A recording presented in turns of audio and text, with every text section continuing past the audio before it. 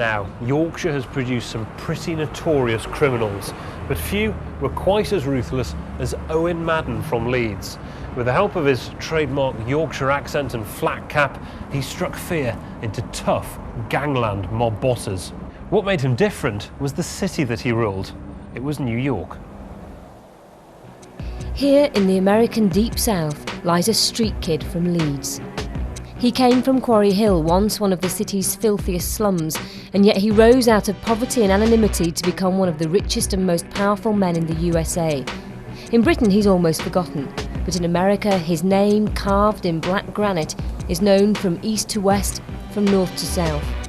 At Owen Madden's funeral in Hot Springs, eulogies by politicians and lawmakers praised his generosity and works of charity. So what did this man who started life here in dire poverty do to merit that kind of attention? Local dignitary, successful businessman maybe? Owen Madden was a boss, all right, but of the New York mob.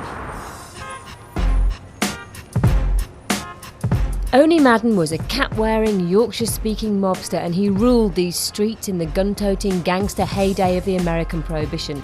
His world was the underworld of Al Capone and Lucky Luciano, and yet he dodged the bullets and died in peace, a respected citizen. So how did he do it?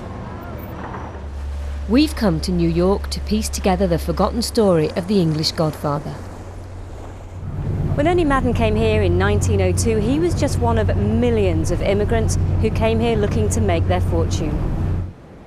First stop in our journey is Ellis Island, where all immigrants fresh off the boats had to register for entry to the New World. Everybody was incredibly anxious. Everybody knew somebody who'd been rejected, and they could see people occasionally getting pulled out of line and sent back. So there was a very high level of anxiety.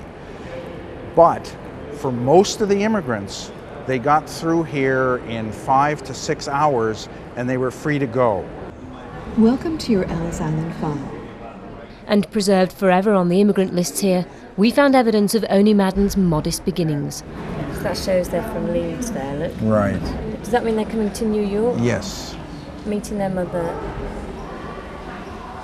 And $1 in his pocket. It's fantastic, isn't it? It really is. That dollar didn't go far in New York. The Ellis Island records show the young Owen was plunged into the cultural melting pot of Manhattan Island and settled in the West Side slum that was Hell's Kitchen.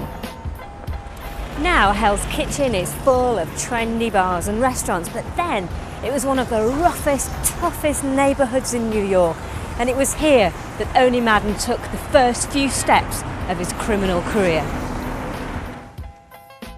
Owen got involved with violent racketeering West Side gang the Gophers and worked his way up the mob ladder.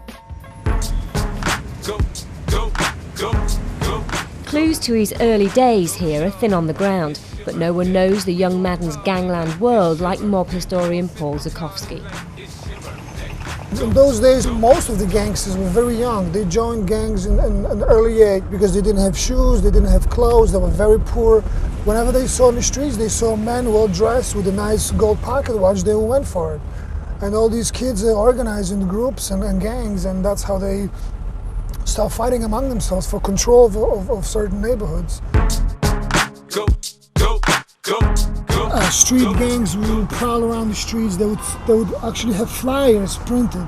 $2 for punch in the face, $15 to chew a nose or ear off, $25 for shot or stab in the limb, and 100 and up was the big job, which meant murder.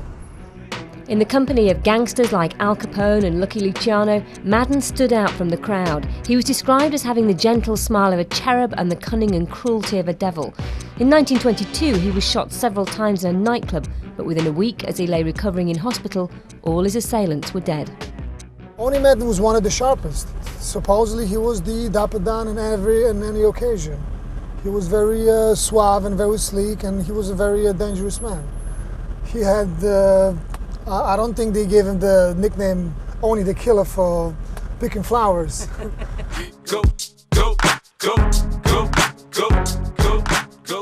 When the government passed the laws banning alcohol, Madden took full advantage of them. He had several breweries supplying speakeasies throughout Hell's Kitchen, and then he played his ace card.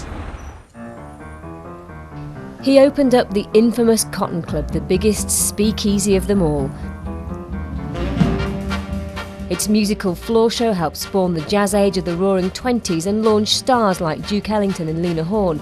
Madden became a celebrity in his own right, and movie stars, judges, even politicians ignored the law to drink only's illegal #1 beer. Jimmy Walker, who was the mayor, was in one of those speakeasies hanging out, drinking, and the place was raided by the police. And supposedly he grabbed the apron of a waiter and he was pretending to be a waiter. So those were the funny and glorious days for everybody. And all the while, Madden continued to control the beer trade in Hell's Kitchen, and his gang collected protection money from businesses. He made millions, but it was a murderous game. And this man fell foul of him. Vincent Mad Dog Cole, a psychopathic New York gangster, made the mistake of kidnapping one of Madden's henchmen and demanding a ransom for him. It was paid, but just weeks later, Cole took a pre-arranged mystery phone call at a booth in what was then a chemist's shop. Two men walked in with the Tommy guns, submachine guns, and they shut up the phone booth with the Mad Dog in it. What up, gangsta? You think only Madden knew what was happening? Do you think he'd arranged the hit? I would assume so. He was on the phone with the Mad Dog calling. So you think maybe Madden kept him talking long enough for the two guys to come in and shoot him? I would bet my money on it.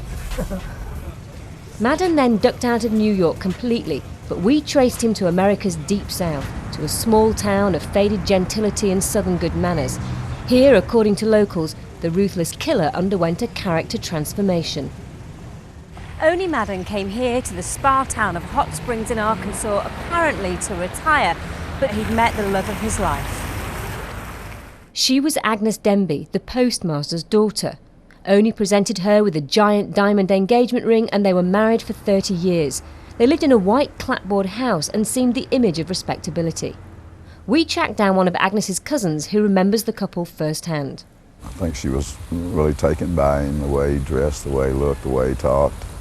He had owned the Cotton Club in New York. He consorted with movie stars.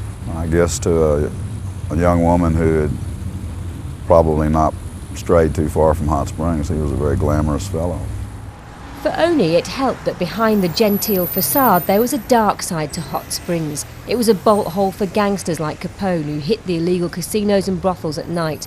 And this was one of the biggest casinos of them all, and Madden ran it. He was kind of a gentleman criminal. He was reputed to be the peacekeeper among the gambling factions in town, supposedly because of his reputation and maybe his deeds kept the peace. Officials were paid off to keep quiet about bootlegging and gambling, and Madden's Hot Springs business ticked along nicely until the end of his natural life. When Oni died in 1965, aged 74, it was a funeral unlike any other seen before in Hot Springs, his solid copper casket taken to the grave by a fleet of black Cadillac limousines. It made headlines across the country. There were some characters on the knoll over there that were reputed to be gangsters based on the way they looked, with sunglasses and fedoras pulled down low. Gosh, so you think they were just keeping fairly aloof there and paying their respects from a distance? That's what the opinion was at the time. Wow. So this was Oni Madden's life: bootlegger, racketeer, gangster, loving husband. But perhaps his greatest achievement was his longevity. We know now he was right, because he did the right move. He made a lot of money in New York. He did whatever he had to do. He sold his businesses, moved out, and he lived a long life. And he died in natural causes, which is very unheard of in this type of life, and dying of old age and free.